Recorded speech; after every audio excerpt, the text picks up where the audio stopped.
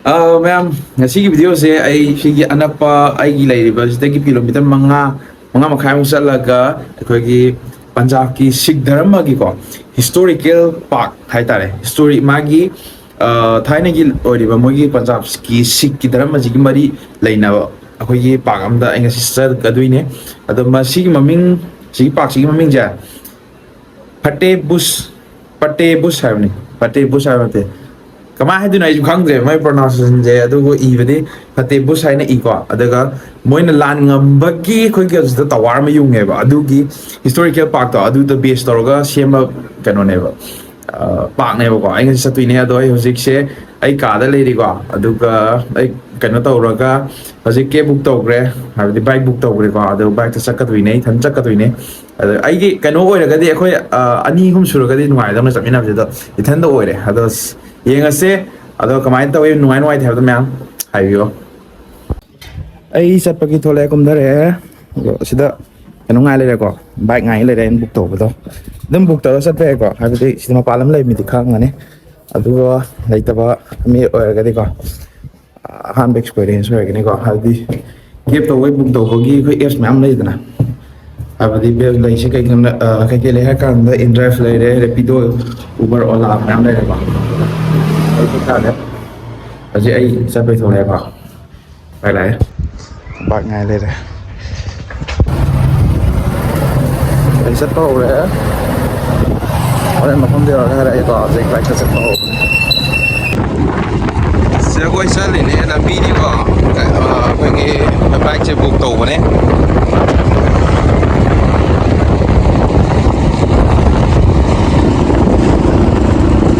ไปแล้วปีฉลองเด็กหมายนั่นเลยด้วยsau trong này thì có làm gì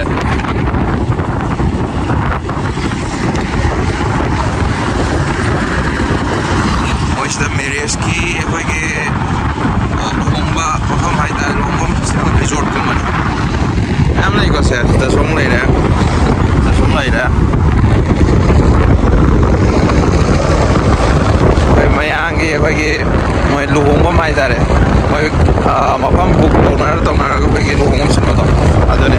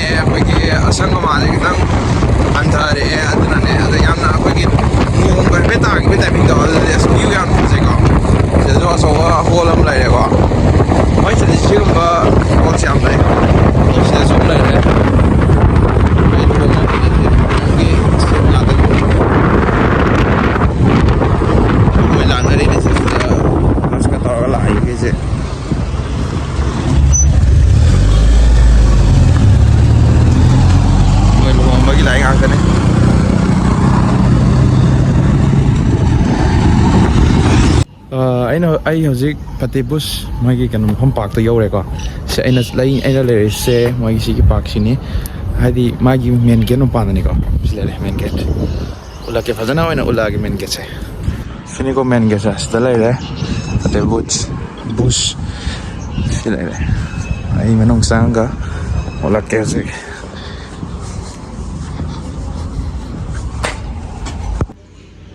si mai gi history ni ko Silare se special pe historical park ne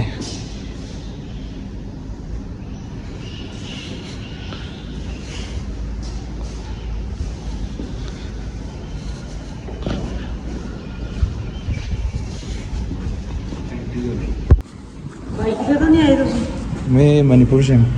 नहीं कादे पर आई है पैदल है हाँ नहीं बाइक में आए कितने खड़ी कितनी है कहाँ पे खड़ी करा यहाँ पे नहीं खड़ी करना है उधर बात नहीं नहीं मैं तो बुक करके आया हूँ अच्छा रैपिडो हाँ मोइसे अखोगी एंट्री दी तो हाइदी संगम से फ्री ने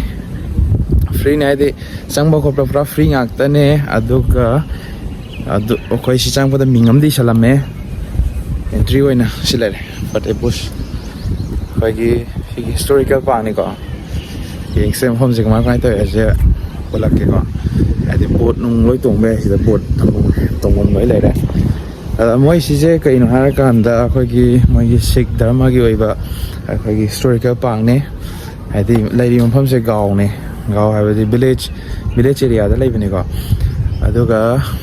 ꯃꯣꯏꯒꯤ ꯑꯩꯈꯣꯏꯒꯤ 1711ꯗ ꯑꯩꯈꯣꯏꯒꯤ ꯀꯩꯅꯣꯒꯤ ꯃꯨꯒꯜ ꯑꯦꯝꯄꯥꯌꯔ ꯃꯇꯝꯗ ꯃꯣꯏ ꯁꯤꯛꯀꯤ ꯀꯥꯡꯕꯨꯒ ꯁꯣꯛꯅꯈꯤꯕꯗ ꯑꯩꯈꯣꯏꯅ ꯃꯣꯏꯅ ꯂꯥꯟ ꯉꯝꯈꯤꯕ ꯃꯐꯝ ꯑꯗꯨꯗꯒꯤ ꯂꯥꯟ ꯉꯝꯕꯒꯤ ꯑꯩꯈꯣꯏꯒꯤ ꯈꯨꯗꯝ ꯑꯣꯏꯅ ꯁꯤꯒꯤ ꯁ꯭ꯇꯦꯆꯨꯁꯦ ꯃꯅꯤꯡꯗ ꯂꯩꯕ ꯁ꯭ꯇꯦꯆꯨꯁꯦ ꯁꯤꯁꯦ ꯁꯥꯈꯤꯕꯅꯦ ꯁꯤꯁꯦ ꯏꯟꯗꯤꯌꯥꯒꯤ ꯇꯣꯂꯦꯁ ꯀꯩꯅꯣ ꯁ꯭ꯇꯦꯆꯨꯅꯤꯀꯣ ꯑꯩꯈꯣꯏ ꯀꯩꯅꯣ ꯇꯧꯕꯒꯤ ꯂꯥꯟ ꯉꯝꯕꯗ ꯁꯥꯕ ꯃꯐꯝ ꯁꯔꯥꯎꯟꯗꯤꯡꯁꯦ ꯌꯦꯡꯍꯜꯂꯛꯑꯒꯦꯀꯣ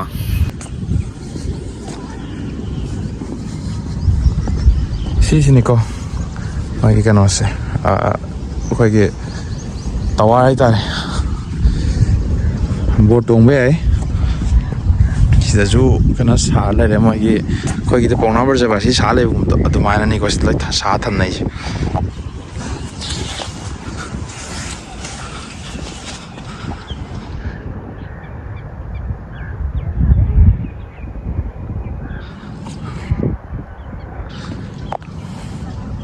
ꯃꯣꯏꯒꯤ ꯁꯤꯛ ꯍꯥꯏꯕꯗꯤ ꯄꯟꯖꯥꯕꯤ ꯑꯩꯈꯣꯏꯒꯤ ꯃꯣꯏꯒꯤ ꯇꯔꯕꯥꯟ ꯌꯦꯠꯄ ꯀꯥꯡꯕꯨꯁꯦ ꯃꯣꯏꯒꯤ ꯂꯥꯏꯅꯤꯡꯒꯤ ꯑꯣꯏꯕ ꯃꯐꯝꯅꯦ ꯃꯣꯏꯒꯤ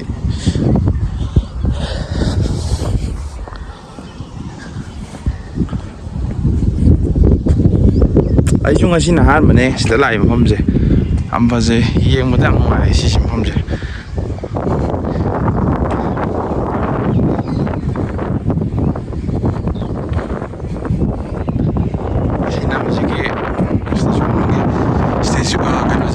ꯁ꯭ꯇꯦꯆꯨ ꯊꯥꯏ ꯇꯋꯥꯔꯁꯤꯒꯤ ꯃꯅꯨꯡꯒꯤ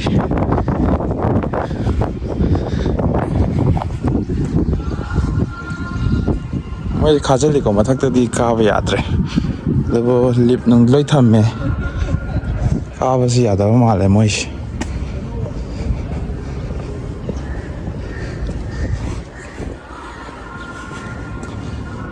ꯑꯣꯀꯦ ꯈꯥꯖꯤꯜꯂꯦ ꯍꯥꯏꯁꯦ ꯑꯗꯨꯝ ꯆꯪꯕꯗꯤ ꯌꯥꯏ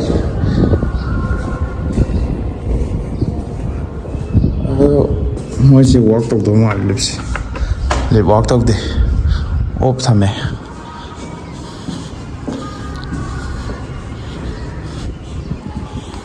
ꯍꯤꯁꯇꯣꯔꯤꯀꯦꯜ ꯄꯥꯔꯛꯅꯤꯗ ꯁꯨꯝ ꯉꯥꯏꯍꯥꯛ ꯌꯦꯡꯕ ꯅꯨꯡꯉꯥꯏꯕ ꯑꯩꯈꯣꯏꯒꯤ ꯍꯥꯏꯔꯒꯅ ꯀꯪꯂꯥꯅ ꯀꯩꯅꯣ ꯑꯣꯏꯈ꯭ꯔꯦ ꯑꯩꯈꯣꯏꯒꯤ ꯈꯣꯡꯖꯣꯝ ꯋꯥꯔ ꯃꯦꯃꯣꯔꯤꯌꯦꯜꯒ ꯍꯥꯏꯅꯕꯗꯣ ꯑꯗꯨꯒꯤ ꯇꯥꯏꯞꯇꯅꯦ ꯃꯣꯏ ꯁꯤꯁꯨ ꯋꯥꯔ ꯃꯦꯃꯣꯔꯤꯌꯦꯜ ꯑꯃꯅꯤ ꯁꯤꯁꯨ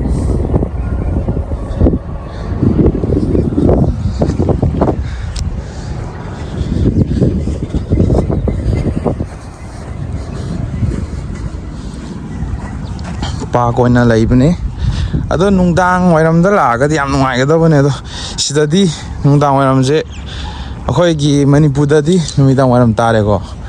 ꯑꯗꯨꯒ ꯁꯤꯗꯗꯤ ꯈꯔ ꯉꯜꯂꯤ ꯍꯥꯏꯇꯥꯔꯦ ꯍꯧꯖꯤꯛꯁꯦ ꯁꯤꯗ ꯄꯨꯡ ꯀꯩꯅꯣ ꯇꯥꯔꯦ 4:49 5 ꯇꯥꯔꯛꯀꯗꯧꯔꯦ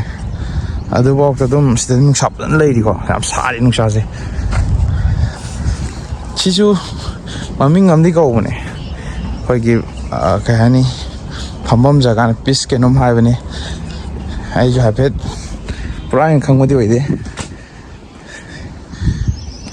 ꯃꯣꯏꯒꯤ ꯀꯩꯅꯣꯅꯦ ꯐꯪꯁꯟ ꯅꯨꯡ ꯁꯤꯟꯐꯝ ꯈꯣꯠꯐꯝ ꯁꯤꯁꯤꯅꯦ ꯚ꯭ꯌꯨꯁꯤꯡꯁꯤꯀꯣ ꯁꯤꯗ ꯂꯥꯛꯑꯒ ꯑꯩꯈꯣꯏꯒꯤ ꯉꯥꯏꯍꯥꯛ ꯁꯨꯝ ꯀꯣꯏꯔꯛꯄꯅꯤꯗ ꯃꯌꯥꯝꯗꯁꯨ ꯀꯩꯀꯩ ꯂꯩꯕꯅꯣ ꯍꯥꯏꯕꯗꯨ ꯎꯍꯟꯕ ꯑꯣꯏꯅꯀꯣ ꯁꯨꯝ ꯀꯣꯏꯊꯣꯔꯛꯄꯅꯦ ꯑꯩꯁꯨ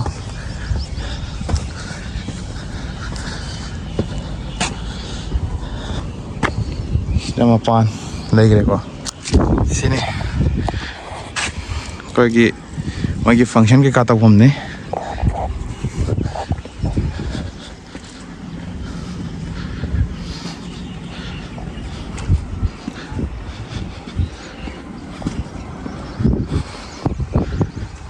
ꯄꯥꯛꯅꯤꯀꯣ ꯁꯦ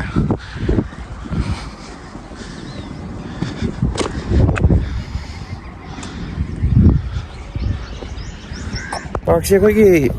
ꯌꯥꯝꯅ ꯀꯟꯅ ꯆꯥꯎꯕ ꯄꯥꯔꯛꯇꯤ ꯑꯣꯏꯗꯦ ꯑꯗꯨꯒ ꯉꯥꯏꯍꯥꯛ ꯁꯨꯝ ꯄꯣꯊꯥꯕ ꯍꯪꯆꯤꯠ ꯂꯥꯡꯕꯒꯤꯗꯤ ꯌꯥꯝ ꯅꯨꯡꯉꯥꯏꯕ ꯃꯐꯝꯅꯤ ꯌꯥꯝ ꯀꯟꯅ ꯅꯨꯡꯉꯥꯏ ꯀꯩꯅꯣ ꯆꯥꯎꯕꯗꯤ ꯑꯣꯏꯕ ꯅꯠꯇꯦ ꯑꯗꯣ ꯌꯦꯡꯁꯦ ꯀꯃꯥꯏ ꯇꯧꯕꯅꯣ ꯍꯥꯏꯕꯗꯣ ꯑꯩꯁꯨ ꯑꯍꯥꯟꯕꯗ ꯂꯥꯛꯏꯁꯦ ꯃꯌꯥꯝꯗ ꯌꯦꯡꯍꯟꯕ ꯑꯣꯏꯅ ꯑꯩꯁꯨ ꯃꯐꯝꯁꯦ ꯌꯦꯡꯕ ꯑꯣꯏꯅ ꯂꯥꯛꯄꯅꯤꯀꯣ ꯑꯗꯣ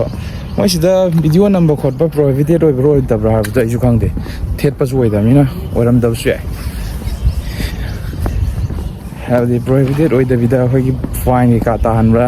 ꯀꯩꯀꯥ ꯇꯧꯕ꯭ꯔꯥ ꯑꯗꯨꯗꯤ ꯑꯝꯇ ꯈꯪꯗꯦ ꯑꯗꯣ ꯆꯠꯂꯒ ꯁꯨꯝ ꯌꯦꯡꯉꯁꯦ ꯀꯦꯃꯦꯔꯥ ꯅꯨꯡ ꯄꯨꯔꯥ ꯗꯥꯏꯔꯦꯛ ꯂꯥꯛꯄ ꯅꯠꯇꯕꯅꯤꯅ ꯐꯣꯟꯅ ꯅꯝꯕꯅꯤꯅ ꯀꯩꯁꯨ ꯀꯥꯏꯗꯕ꯭ꯔꯥꯗꯤ ꯈꯜꯂꯤ ꯑꯗꯣ ꯌꯦꯡꯉꯁꯦ ꯑꯩꯈꯣꯏꯒꯤ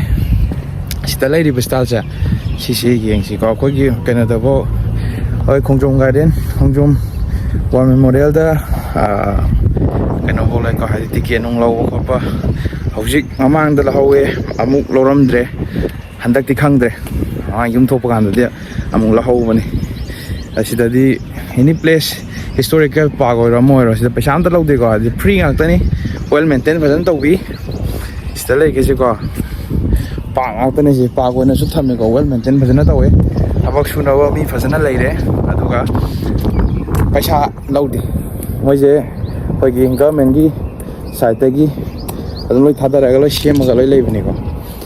ꯑꯗꯨꯒꯤ ꯍꯥꯏꯔꯒꯗꯤ ꯌꯥꯝꯅ ꯐꯩ ꯁꯤꯒꯤ ꯑꯦꯔꯤꯌꯥꯁꯦ ꯑꯗꯣ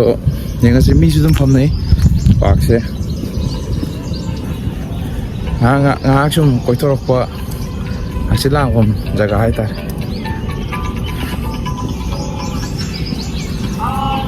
ꯌꯦꯡꯉꯁꯤ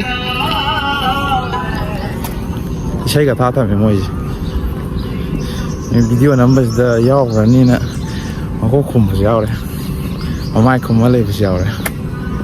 ꯑꯗꯣ ꯌꯥꯎꯍꯜꯂꯣꯏꯀꯣ ꯃꯣꯏ ꯌꯥꯎꯍꯟ ꯌꯥꯕꯖꯥꯠ ꯅꯠꯇꯦ ꯏꯊꯟꯗꯅꯦ ꯂꯩꯔꯤꯁꯦ ꯍꯧꯖꯤꯛ ꯏꯊꯟꯗ ꯍꯧꯖꯤꯛ ꯉꯥꯡꯉꯒꯅ ꯆꯠꯂꯤꯁꯦ ꯃꯤꯅ ꯎꯕꯗ ꯑꯉꯥꯎꯕꯅꯦ ꯍꯥꯏꯕ꯭ꯔꯥ ꯈꯪꯄꯣꯟꯇꯦ ꯌꯦꯡꯍꯟꯖꯔꯛꯀꯦ ꯃꯅꯤꯡ ꯑꯣꯟꯊꯣꯛ ꯌꯦꯡꯍꯟꯖꯔꯛꯀꯦꯀꯣ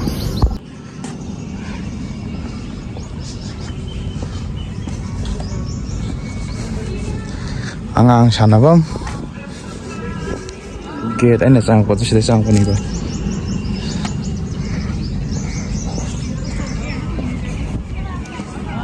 ꯁꯤ ꯑꯉꯥꯡꯒꯤ ꯊꯧꯐꯝ सानफम ꯑꯩꯈꯣꯏꯅ तौ यार नहीं एंट्री ये वाली एंट्री हाँ मैंने कर दिया हाँ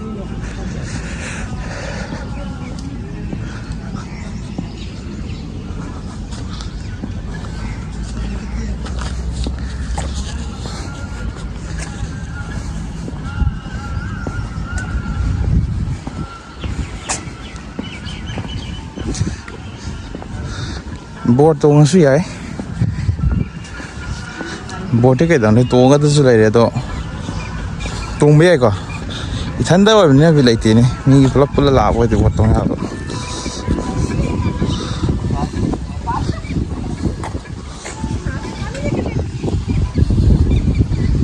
नहीं को मना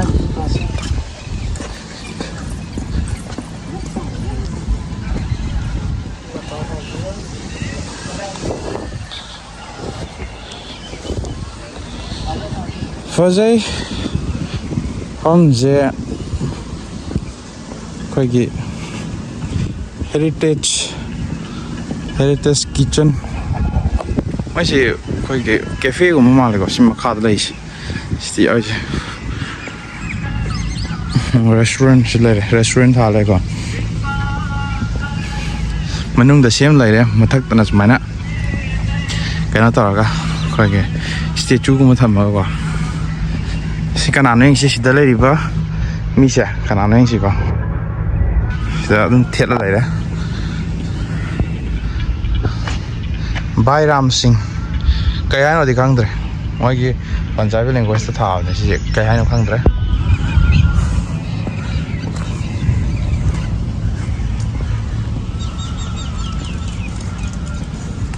मोइगी संगबा याद्रबो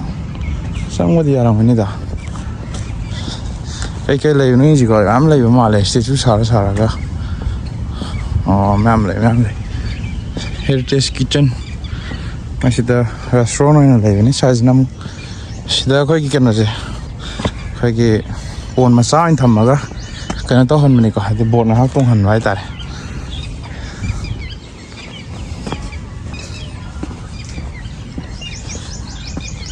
ꯂꯩꯇꯕꯗ ꯅꯠꯇꯦ ꯃꯌꯥꯝ ꯂꯩ ꯍꯤꯁꯇꯣꯔꯤꯀꯦꯜ ꯄꯥꯔꯛ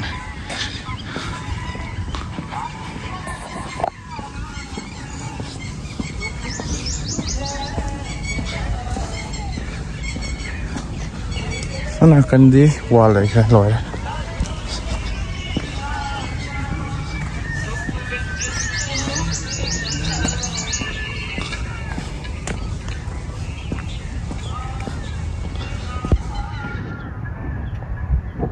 ꯁꯤꯗꯁꯨ ꯑꯃꯨꯛ ꯂꯩꯔꯦ ꯁꯤꯗꯁꯨ ꯑꯃ ꯂꯩꯔꯦ ꯀꯅꯥ ꯀꯅꯥꯅꯣ ꯌꯦꯡꯁꯤꯀꯣ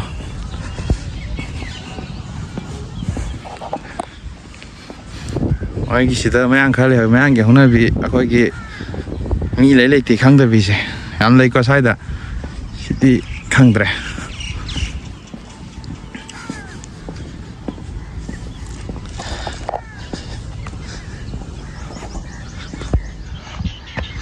ꯚꯥꯏ ꯚꯥꯁꯁꯤꯡ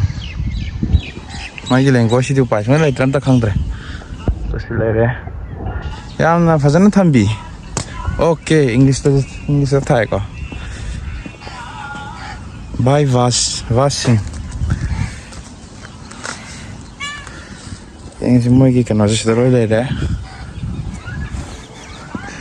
ꯑꯩꯈꯣꯏ ꯃꯅꯤꯄꯨꯔꯁꯨ ꯊꯝꯕꯗꯤ ꯊꯝꯃꯦ ꯑꯗꯣ ꯁꯨꯃꯥꯏꯅ ꯑꯣꯏꯅꯒ ꯌꯥꯝꯅ ꯀꯩꯅꯣ ꯇꯧꯕꯁꯤ ꯈꯪꯗꯦ ꯑꯩꯅ ꯆꯠꯄ ꯋꯥꯠꯄꯒꯤꯔ ꯍꯥꯏꯕꯗꯨꯗꯤ ꯑꯩꯁꯨ ꯈꯪꯗ꯭ꯔꯦ ꯑꯗꯨꯒ ꯄꯥꯛꯅ ꯎꯗꯦꯀꯣ ꯈꯔꯗꯤ ꯂꯩꯇꯦ ꯍꯥꯏꯕꯗꯤ ꯌꯥꯔꯣꯏ ꯄꯥꯎꯅꯥ ꯕ꯭ꯔꯖꯕꯥꯁꯤ ꯑꯗꯨꯝ ꯂꯩꯇꯕ ꯅꯠꯇꯦ ꯂꯩ ꯃꯣꯏ ꯁꯤꯗꯗꯤ ꯁꯨꯃꯥꯏꯅ ꯑꯗꯨꯝ ꯃꯐꯝ ꯈꯨꯗꯤꯡꯃꯛꯇ ꯁꯨꯃꯥꯏꯅ ꯂꯣꯏ ꯊꯝꯕꯤꯀꯣ ꯁꯦ ꯚꯥꯏ ꯃꯜꯂꯤꯁꯤꯡ ꯃꯣꯏꯒꯤꯁꯤꯗ ꯁꯨꯃꯥꯏꯅ ꯐꯖꯅ ꯃꯦꯃꯣꯔꯦꯕꯜ ꯑꯣꯏꯕ ꯅꯥꯟꯅ ꯁꯥꯔꯒ ꯊꯝꯕꯤ ꯂꯩꯔꯦ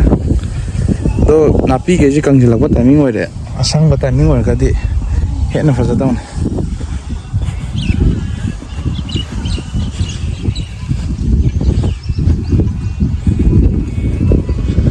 ꯚꯥꯏ ꯑꯂꯤꯁꯤꯡ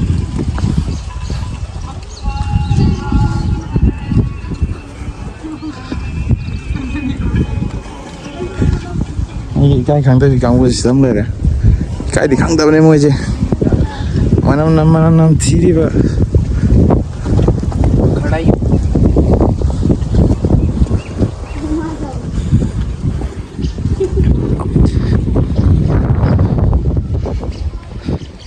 ꯚꯥꯏ ꯐꯇꯦꯍꯁꯤꯡ ꯃꯥꯏ ꯃꯃꯤꯡꯗꯅꯤꯀꯣ ꯐꯇꯦ ꯕꯨꯁ ꯍꯥꯏꯅ ꯊꯝꯃꯤꯁꯦ ꯀꯔꯤꯒꯤꯅꯣ ꯃꯥꯁꯤ ꯂꯤꯗꯔꯅꯤ leadership first to join Baba Banda Singh Bahadur after the victory of Samana November squeeze of 1709 what is the place yam nana ibira thami ko se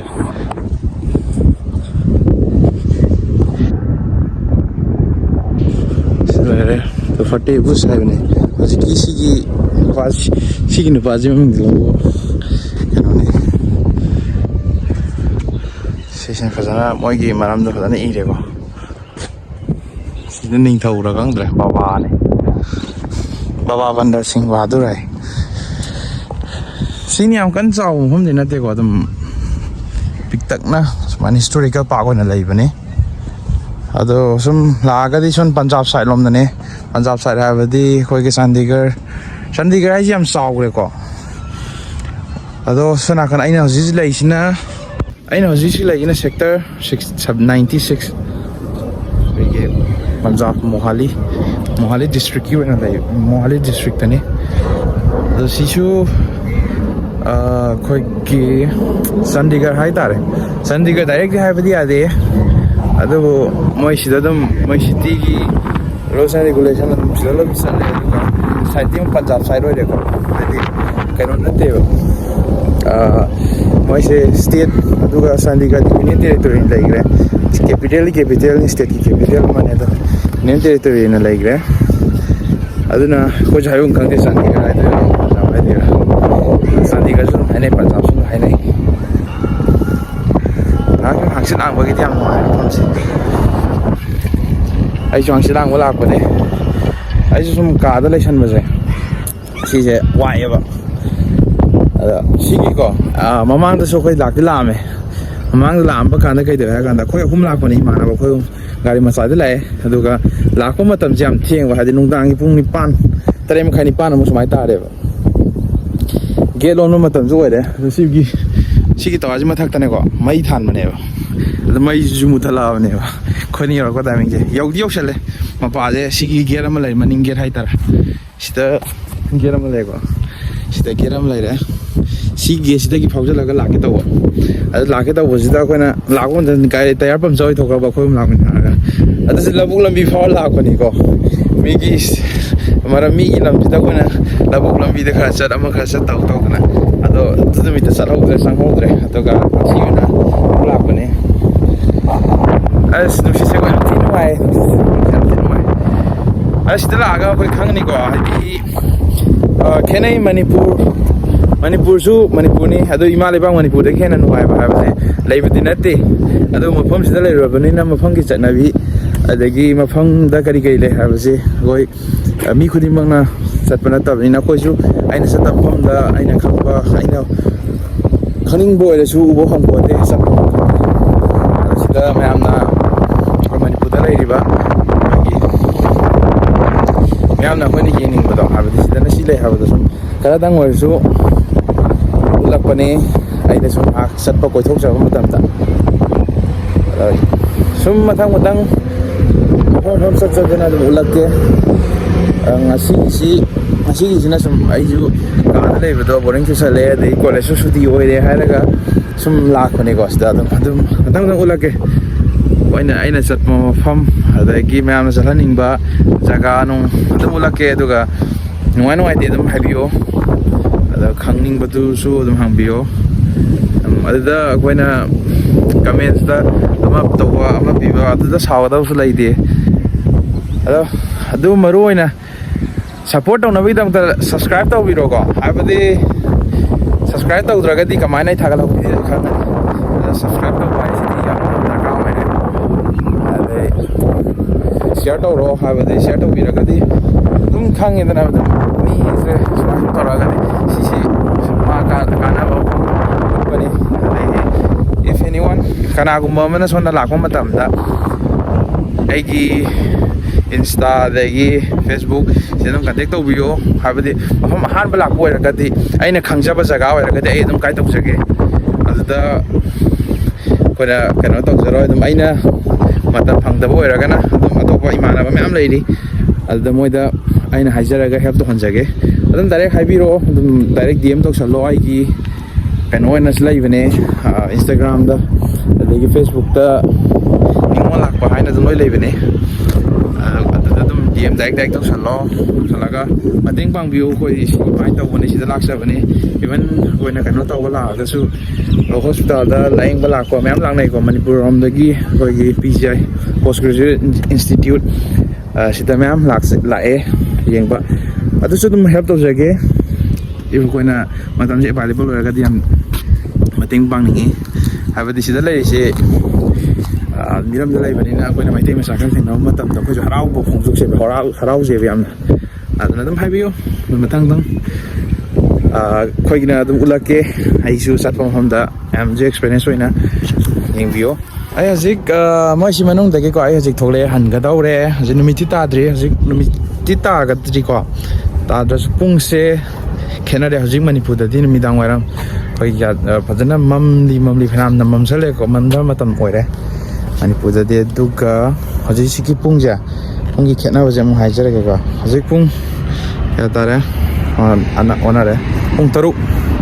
ste pung taru ka mi ni chale ga haji se do haji din cha lai re khoi sida ai lai jaga sida din cha lai re aduga live to kana to si asiki de video sida lo shal lage adu nuai te